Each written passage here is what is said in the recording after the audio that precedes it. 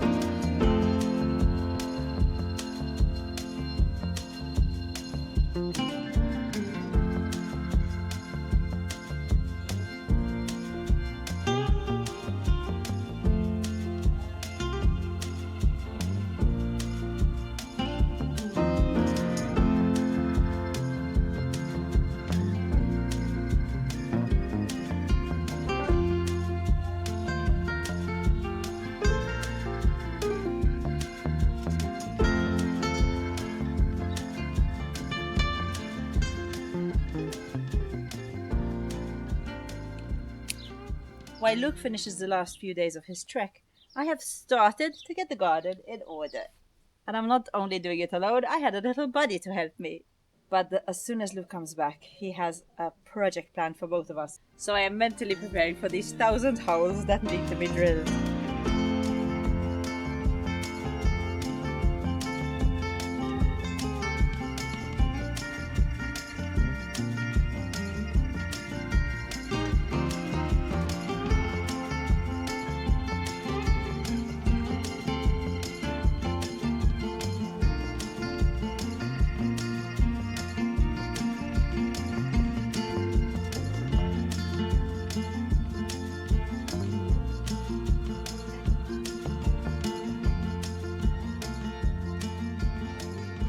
Alrighty.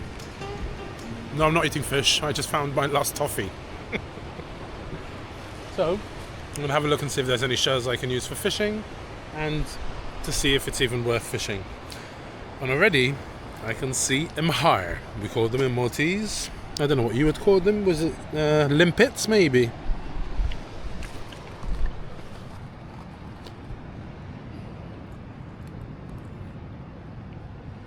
All I see are sea tomatoes, limpets and anemones. So I think I'll just collect some limpets, if that's what they're called in English. Pretty sure you can eat these raw. I remember, when I was a kid, all the old ladies at the beach used to eat them. And the trick was to surprise them like that.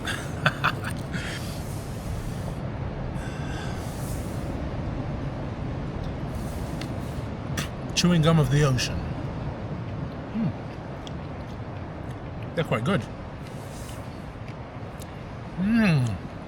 Nice. Very nice.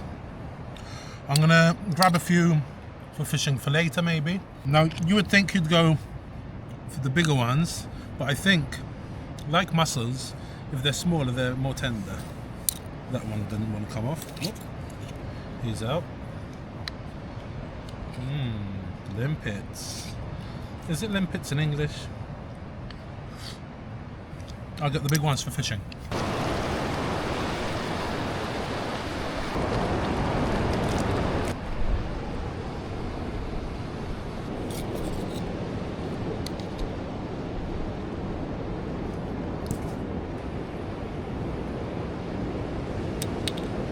I used to be so disgusted as a kid watching the old ladies eat them. It's like a little mussel.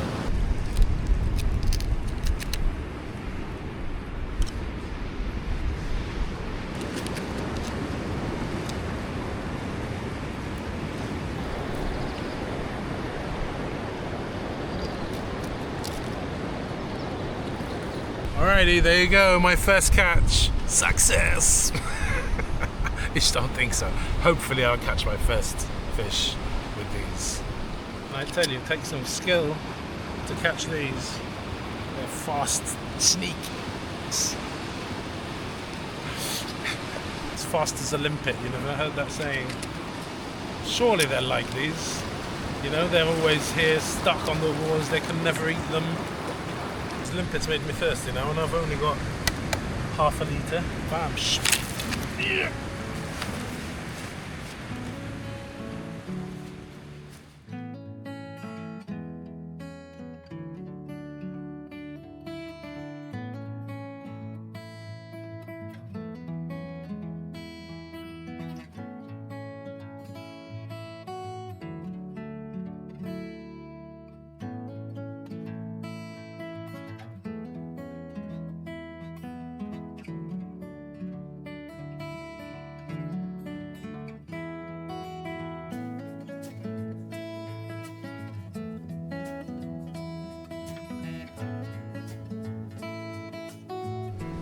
Beautiful.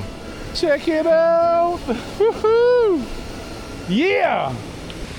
We are at the right place, at the right time, with the right gear, and is it the right bait? I'm not quite sure, but we'll see.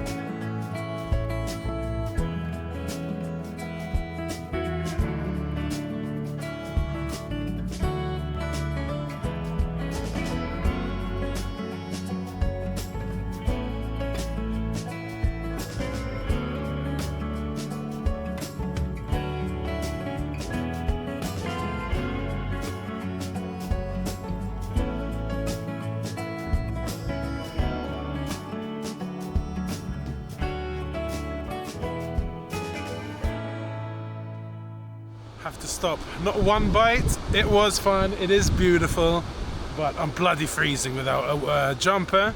I put on the two t-shirts I have and the raincoat, shoes, because I was starting to shiver. In fact, I'm just holding the camera and it's shaking. So far, I've caught 20, 25 limpets and a cold. So if you want to go on an adventure of a lifetime where the fish have nothing to fear, in fact, they won't even know you're there. The tackle shops, however, they definitely know you're there.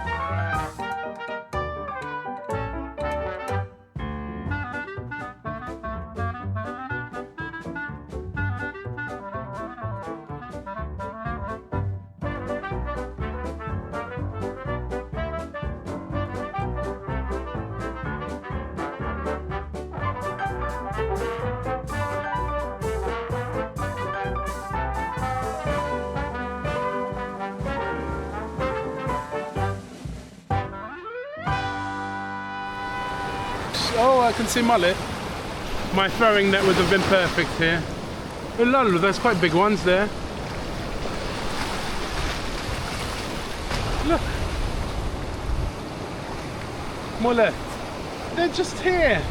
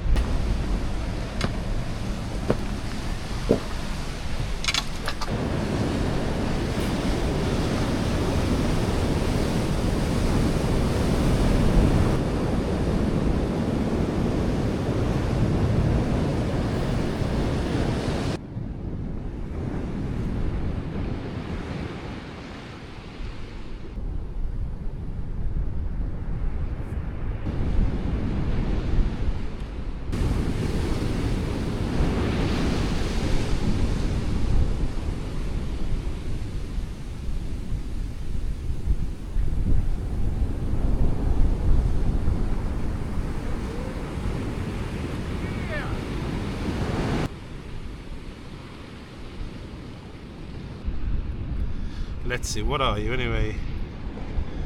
I don't even know what it is. He looks tasty.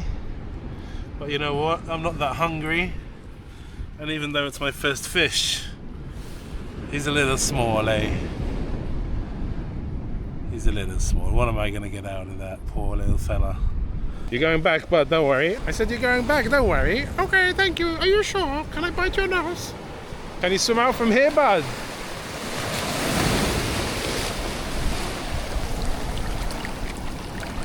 Go! Yeah, he's strong. Now if I get his mummy or daddy, I'll keep him for sure. But that little guy. Well, at least I caught one. Come on, let's get his grandma.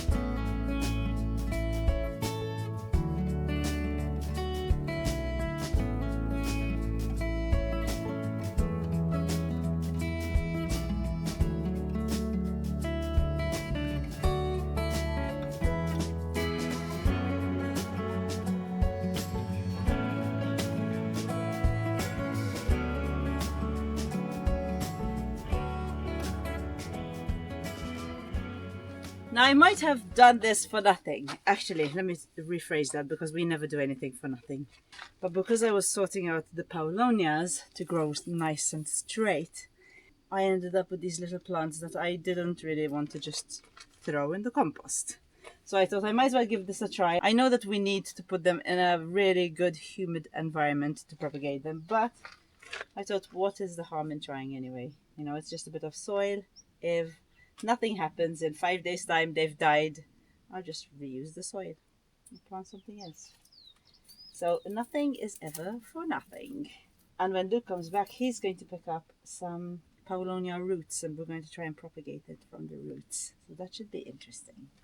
And I decided not to put the plastic on for the summer, I think. It just gets too hot in here anyway, it's really hot. So anything that I do keep in here dies. And yeah, it's much better with just a shade cloth, and then we'll see after summer.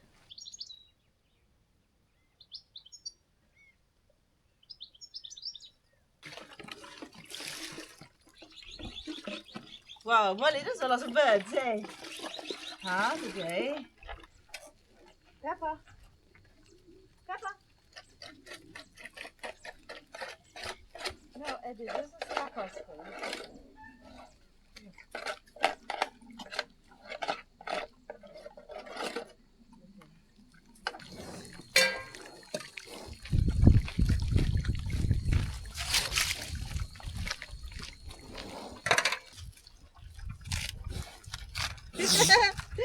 Crunchy.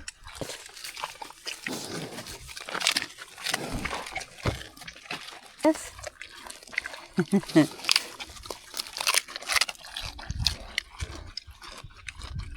Yeah. I often get asked this question, and I thought maybe it's time to answer it. Why do you feed your pigs with a spoon? Yes, they know how to eat without a spoon. They always eat without a spoon. But I always have a little tub with a little bit of food in it to feed them with the spoon. Number one, I enjoy it. I started it when Maggie, our other pig, was very sick, so she wasn't eating, and I started feeding her with a spoon. And then I kind of kept going with it because I thought it was cute. But I also found a really good benefit to it because every time I need to either deworm them or give them some minerals, it's really easy to put it in their mouth, and of course I know how much they had. Not that I feel like I needed to explain myself, but now you know there's also certain benefits for the pigs, not just for me.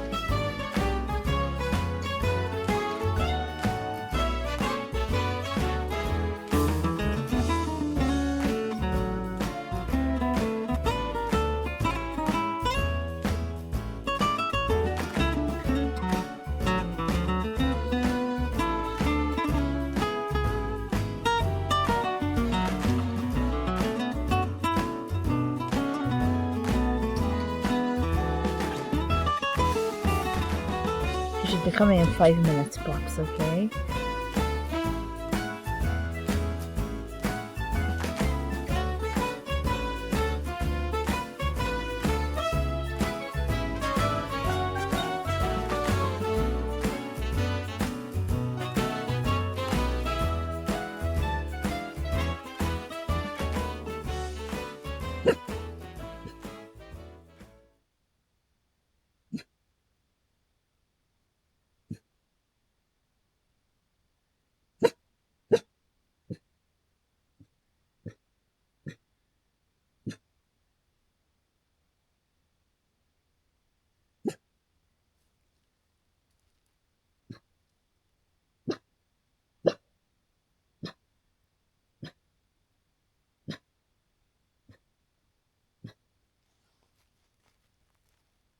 There he is.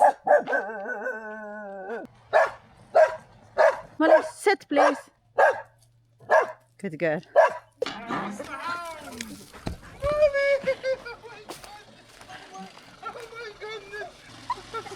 Hey! Oh, you're wet! You're wet! Why are you wet? She went chuff chuff. Why are you wet? Oh my goodness! Oh my goodness! Go say hello to Ian. Hello, Chumpy. Hey, Chumpy. She loves Ian. Yeah, with her paw. Come on, Molly! Kisses with the daddy! Down you're gonna fall. Come. What are you doing up there? Oh, the daddy is very smelly. She The does, daddy is very smelly. Come. Come. Oh my goodness. she does this every time he comes home from No, shopping. not like this. Yes, I missed you. I missed you. exactly Oh like. my goodness. I missed you so much, not this much. I smell fishy, especially those trousers. Oh my goodness. Oh my goodness. Where have you been all week? Got me good. Is there a dog on the table? What are you doing? She doesn't know. Crazy dog. You're a crazy dog. You're a good girl. You missed the daddy. You missed him. More than the mummy when the mummy left. Get off the table! You slept in the daddy place when I was gone. Every night we just slept hugging. In the daddy place. She didn't sleep at the bottom. You slept in the daddy place. That's not the Molly place. And Timmy now. at one point. Both of them. Yeah, this was smelling the fish. It was pretty amazing. That coast down there is just so beautiful. Hey, Molly? Huh? So beautiful. I wish I got more fishing in because I did get, I think, 4 or 5 days of rain where I didn't fish at all. I also broke my fishing rod on the second day. So it took me a while till I could find another one. And also, well, I only caught one fish, which I did release. Kiss and release. No, I didn't kiss it. Just to thank it for being the stupid one to let it get caught. But yeah, if I wasn't walking over 20 kilometers a day, I would have had more time for fishing. I was finding it really hard to be in the right place at the right time with the right bait and the right gear. But yeah, the walk was just amazing. I really loved it, especially as soon as you hit the Algarve side of the walk. So as soon as you hit Algesur, up to the, pretty much up to, what was it called? Vila de Bispo is my favorite. It's just so beautiful. If I had time, if I wasn't walking, like in the future, we'll have a road trip down there and go for a proper fish, because you can spend a few days there and, you know, get your time in. It's really beautiful. I love it there. And I met quite a few nice people and a couple of really cool Portuguese fishermen as well, because I was obviously talking to everyone, and I also marked every single space and how they were fishing in my log on my organic maps app. So I've put in notes where here they were fishing for this fish with this bait and this fish with that bait. So I definitely got a lot of good information for the future. So at least next time I go, I know exactly what I'm doing. Yeah. It would be more about the fishing next time. This was more about the trek, basically. It was amazing. I really, really enjoyed it. It was hard at times because 70% of the trail is walking in sand. So it was pretty physical, but after 1 or 2 days walking, you know, you get into your stride. The bag was heavy. I did send some stuff back after about 5 or 6 days from Odysseia. So I sent back the solar panel. I sent back my throwing net thing that I wasn't too sure about taking in the first place. It was just too windy and too rough, and yeah, it's just waves. You can't really cast it into the waves. It's for nothing. But I was very happy when I lightened my load by a good 5 kilos, so then I was really good, and the bag didn't bother me at all.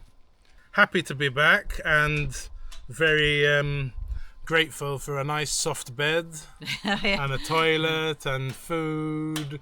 I was really cold. I didn't have enough clothes, and I lost my zippy on day 7, I think, or 6.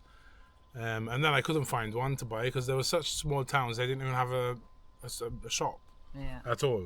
A lot of the places. And then when I got to Vila de Bispo, I completely forgot.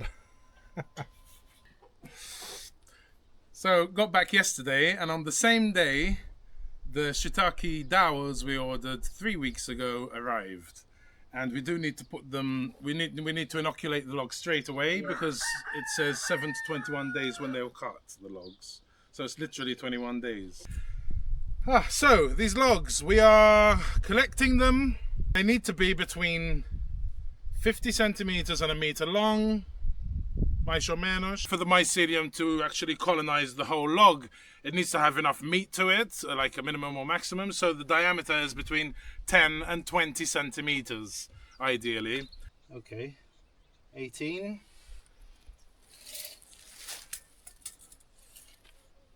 I think the length is only just so they're easier manageable. You know, they're not too heavy. Start with this little one, while Sarah melts the wax. Nice beeswax. I always like working with it. The goal today is simple. Drill 1,000 holes, insert 1,000 dowels and seal everyone with wax before the end of the day. Do you think we can do it? Here are the spawn. We're trying to keep them out of the direct sun.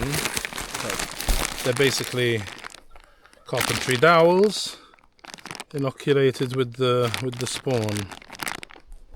And it takes 3 weeks to inoculate them, I guess, because that's how long it took for them to be delivered. So the dowels are 45 millimeters long and 8 millimeters diameter. So you want to measure your log diameter, including the bark, and this is 20, and divide it by 2.5, which makes 8. So in each row, I want 8 holes. And then I'll separate the rows by 10 centimeters. So I'll have 8, 8, 8, 8, 8, 8. And as close as you can to the end of the log.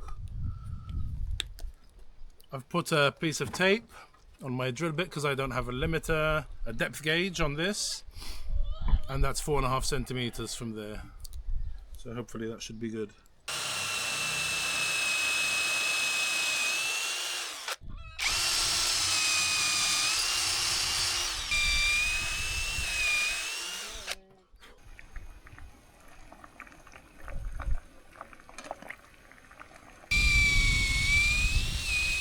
So with this one, we're going to have 1, 2, 3, 4, 5, 6 rows by 8.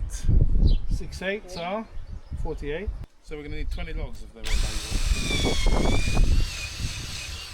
Should I put in another one? I think so. I think you're going to need much more than that. Oh, I hope we have and enough. the more there is, it will stay hotter for longer, you know. Okay.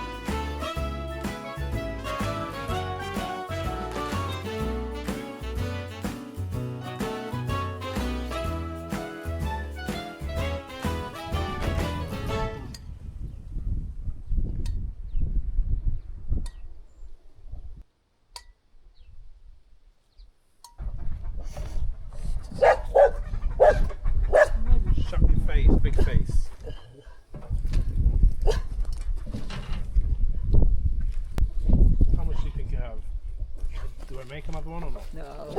No? No, probably not even much of the whole thing. Hopefully it tastes Do I have to scrape off some of this maybe?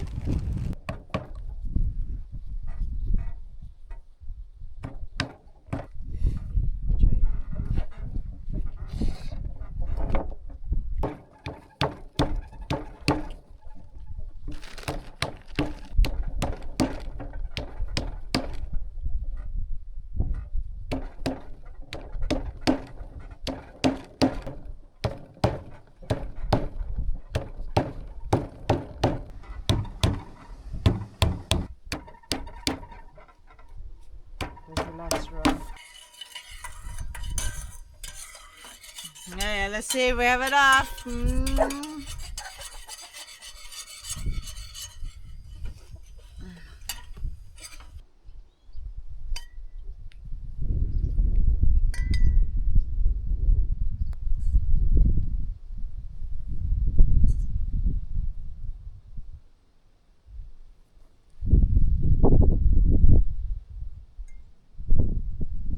How's it looking? It's looking okay, I think. I think I'm halfway.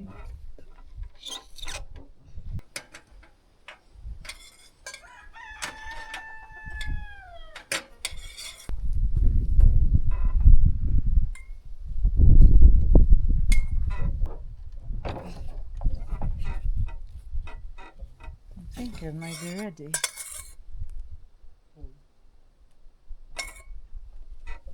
Okay, look, that's it for today.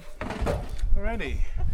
That's a pretty good haul. 1, 2, 3, 4, 5, 5. 4, 5, 6, 6. A bit more than half of our dowels. So tomorrow we'll do it the same again. Yep. Same thing.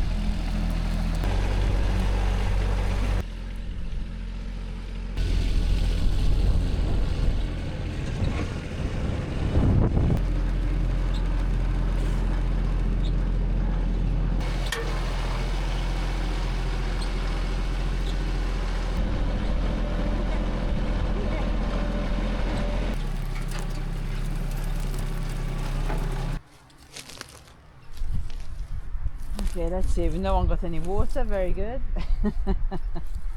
So this is as far as we can get to put them underneath the water bill, and we're going to go down a very steep hill, but then we're there, so it's pretty good.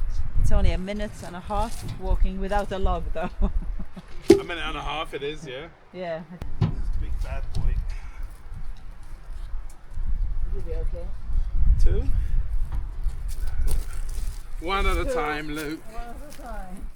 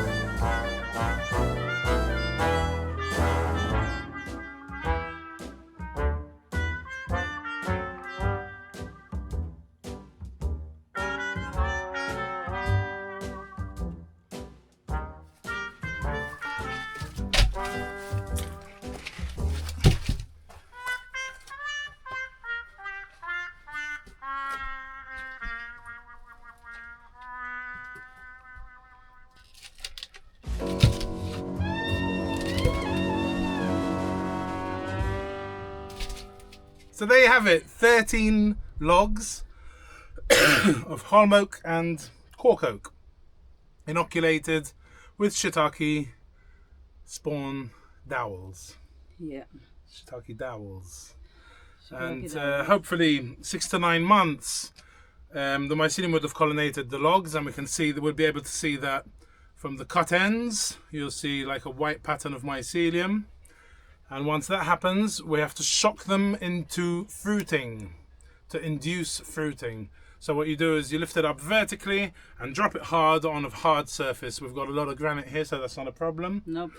And then we have to throw them into the river, into cold water, which will be 10 degrees less than the ambient temperature, which happens naturally in the winter here. In 9 months would be perfect. In 9 months would be a good time. Yeah. And that's basically to simulate the tree falling and dying and the cold weather of winter and rain for them to start fruiting, for the mycelium to start producing fruit. And hopefully we'll come down here with a basket and collect the shiitakes. Yummy! And when it does rain very heavy in winter, we're going to have to move them from Of here. course. But hopefully we can take them out of here, induce the fruiting, and chuck And then them change somewhere. the place. Yeah. Yeah.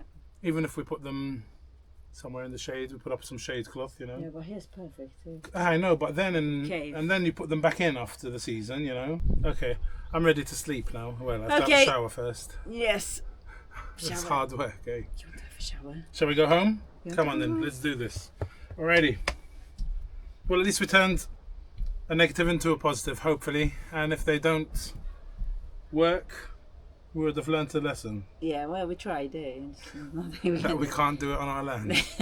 Because we tried before and we had them up Yes. there in the shade. But we didn't put them in the best place. No, this is the best place we have on our land. So Yeah. if it doesn't work here, if it don't work here, it don't work anywhere. Yeah. Let's go, Molly. Okay. Come on, let's go home. Let's go. Oh, you want to stay here staring at each other like crazies?